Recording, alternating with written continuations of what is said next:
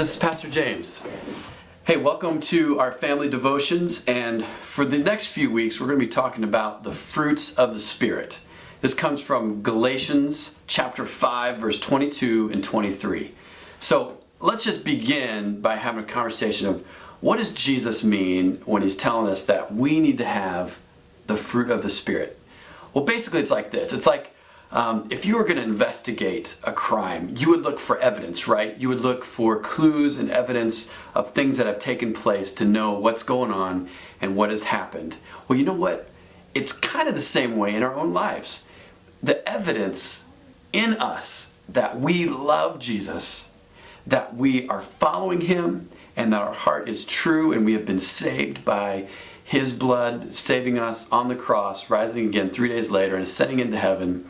The evidence of that in our lives is by having his Holy Spirit in us, and then we will see that with how we live our lives. And one of the things that Jesus gives that is a great tool is this beautiful passage from Galatians describing for us that if we love him, if we follow him, if we truly live and love him with all of our heart, mind, soul, and strength, then this is what we will see. This will be the evidence. And the evidence is that we will have love, joy, peace, patience, kindness, goodness, faithfulness, gentleness, and self-control. So, if we have those things, or if those things are growing in us, then that's evidence to us that Jesus is in us and we're on the right track. Okay?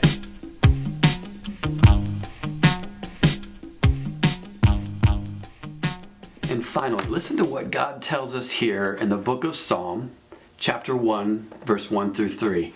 We get another great word picture from God telling us that as we live as a fruit tree, as we have this fruit bearing in our life, this is what it's going to look like. And this is how that tree is going to be healthy. This is how you and I are going to remain healthy in our spirits and our relationship with Jesus. Listen to this.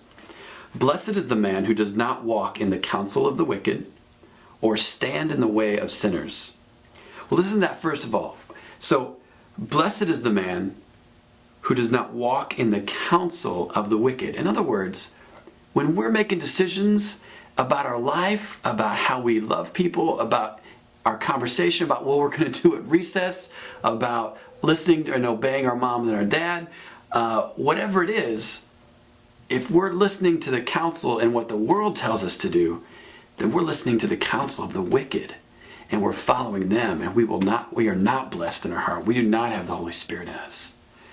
But if we're listening only to the counsel of the Lord, then we are blessed.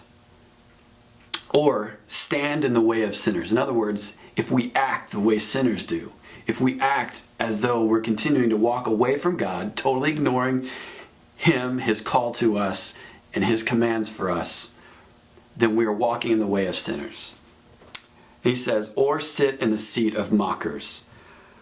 But, listen to this, his delight is in the law of the Lord, and on his law he meditates day and night.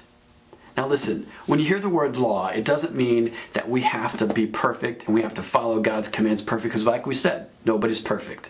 But when Jesus came to earth, he said, I didn't come to abolish the law, but to fulfill the law. So if we delight in the law of the Lord, if we delight in the fullness of the law, then we delight in Jesus. We delight in Jesus. Now listen to this. He is like a tree that is planted near the streams of water, which yields its fruit in season, and whose leaf does not wither. Whatever he does prospers. Now think about this. If you were a tree, where would be the most ideal place for you to be? Trees need water, right? Absolutely. They need tons of water. Well, where are you going to go to get water? What's the best place?